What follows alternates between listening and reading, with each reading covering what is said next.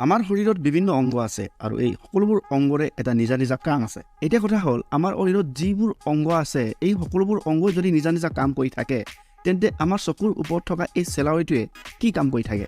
আপোনালোকে চাগে নিশ্চয় দেখিছে যে আমাৰ চকুৰ ওপৰত চেলাউৰি আছে আৰু এই চেলাউৰিবোৰ আমাৰ শৰীৰৰ অংগবোৰ যেনেকৈ নিৰ্দিষ্ট সময়ত ডাঙৰ হৈ গৈ থাকে ঠিক একেদৰে এই চেলাউৰিবোৰ আমাৰ নিৰ্দিষ্ট সময়ত ডাঙৰ হৈ গৈ থাকে।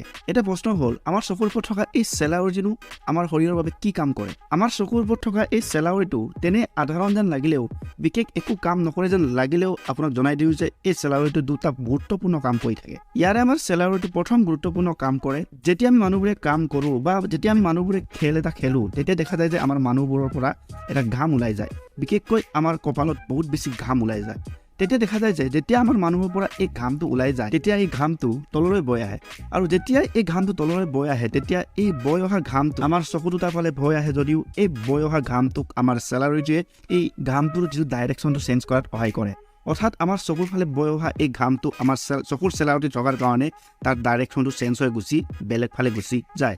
অৰ্থাৎ আমাৰ চকুলৈ ঘামটো আহি নাপায়, বেলেগ ঠাইলৈ ঘামটো গুচি যায়, যাৰ ফলত এই ঘামটো বা এই ঘামটোৰ থকা মলিটোৰ পৰা আমাৰ চকুটোৱে সদায় বাচি থাকে এই চেলাউৰিটোৰ দ্বাৰা। গতিকে এইটো হৈছে প্ৰথম চেলাউৰিটো আমাৰ চকুটো বচোৱাৰ প্ৰথম কামটো।